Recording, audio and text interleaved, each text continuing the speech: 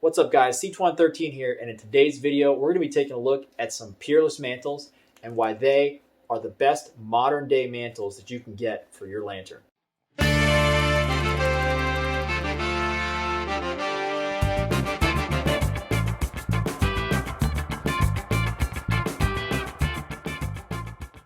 Alright guys, so when Peerless contacted me and asked me if I wanted to do a video on some of their mantles, of course I said yes, because I've been using their mantles for years. Now for anyone who's a Coleman collector or who's into gas pressure lanterns like the Colemans or the AGMs or any of these other ones, you guys know that mantles, especially modern day mantles, are the bane of the lantern collector's existence, because modern mantles are made to very low quality standards. They're infused with yttrium salts instead of thorium, so they burn with a dim, dull yellow light. And oftentimes they are so badly made, they come with holes already in them. Now, for those of you out there who are collectors, you're probably also familiar with old school Coleman Silk-Lite mantles. Now, these are mantles that were made before the modern day mantles that are still infused with thorium. Now, they obviously perform a lot better, both in durability because they were made to better quality standards, and also in terms of light and color production because, well, they use thorium salts instead of yttrium. However, they're getting harder and harder to find for obvious reasons. They went out of production in the 90s. So what's a collector to do? Well, Peerless makes some of the best mantles on the market. And this isn't a sponsored video.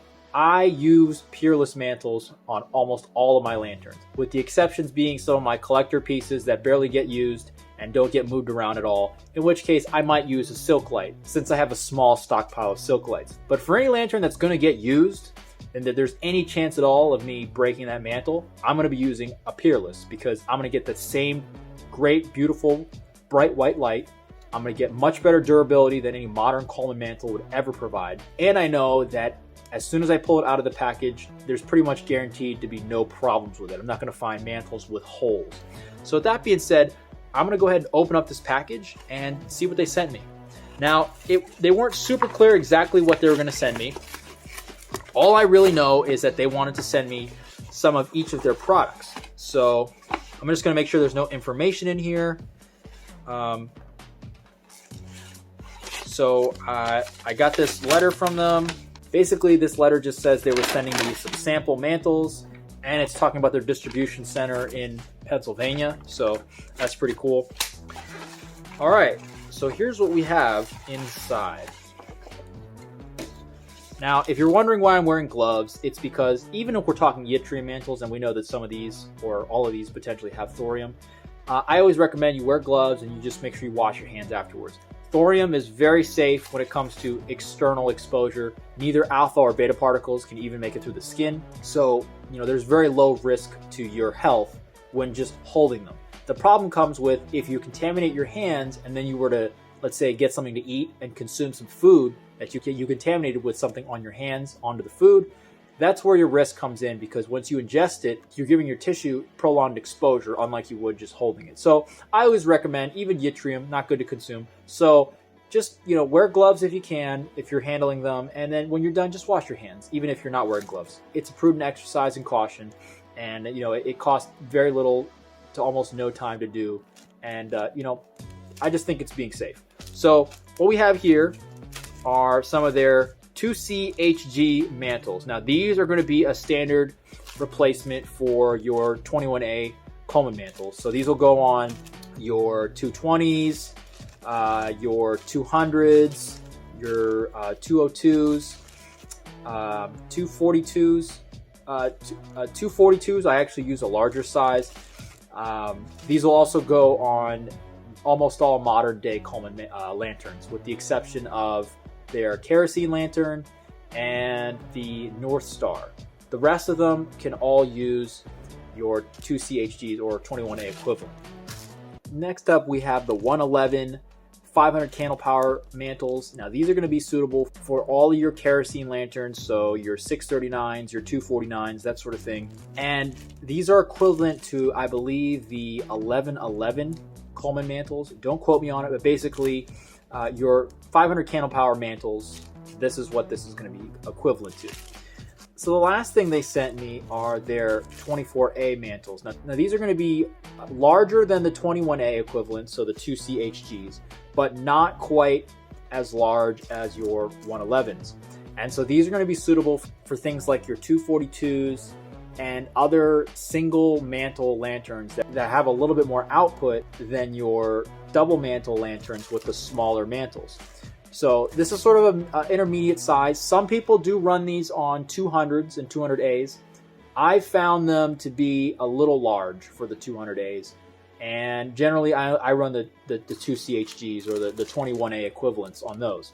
However, if you can handle it, if you think your lantern is not getting too hot or anything like that, then by all means run these. You know, they do great, and they certainly put out a lot of light and are going to be much more durable than anything modern you could buy from Coleman today. So with that being said, a final test that we're going to do is to see if these truly are thorium doped. Now, collectors are always looking for the best performing mantles, and as we know, in reality, the best performing mantles are going to be mantles that have thorium in them. And like we've discussed before, the safety concerns are almost non-existent as long as basic, simple practices are employed. So basically, as long as you're washing your hands, if you touch these at all afterwards, and making sure that you don't use them or burn them in an enclosed environment. And when you're removing a broken mantle from a lantern, you're not getting that dust into any food or breathing it in. The risk to you as a user is pretty much zero. Now that being said, it's still important to understand, you shouldn't store these on your body at any time. So don't, leave these in your pocket all the time, that sort of thing. But let me get my Geiger counter and let's take a look and see if these really are thorium doped, because if they do have thorium, we can at least be guaranteed that the color temperature of these mantles will be much, much better. All right, guys, so we've got the Geiger counter on, as you can see. So let's start with the 24As and see if these are thorium doped or not. Now, in my experience, I've actually found a lot of these aren't. They still do perform leaps and bounds better than the Coleman ones, but in the past, haven't found these to be thorium doped. We'll see.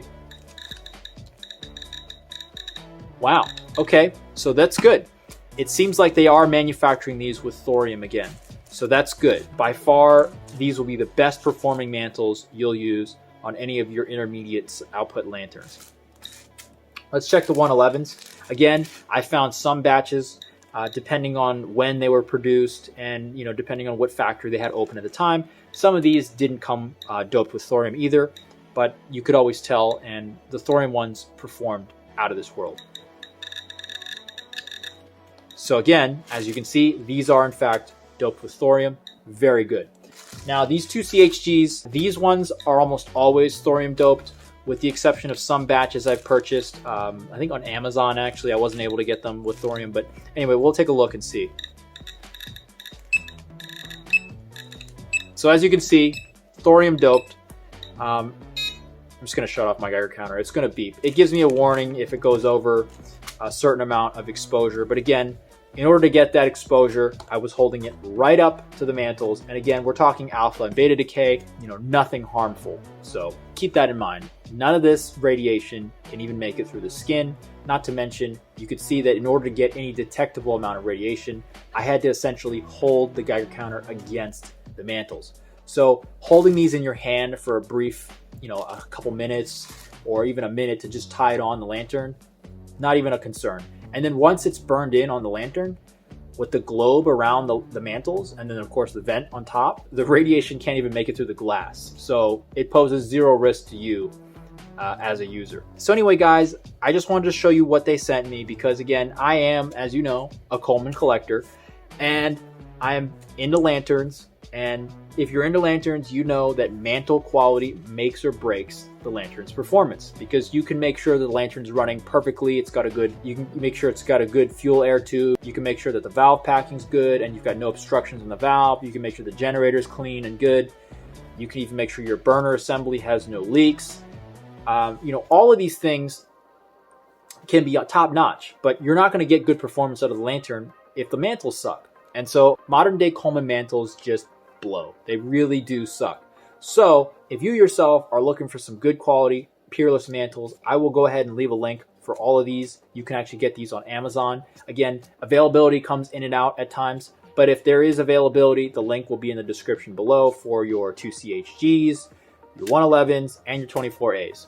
Again, as always, if you like the video, be sure to give me a like. If you have any questions, comments, or your own experiences with Peerless Mantles, I would love to hear it because, for me, they are by far my favorite modern mantle manufacturer. And as always, if you want to see more, don't forget to get subscribed.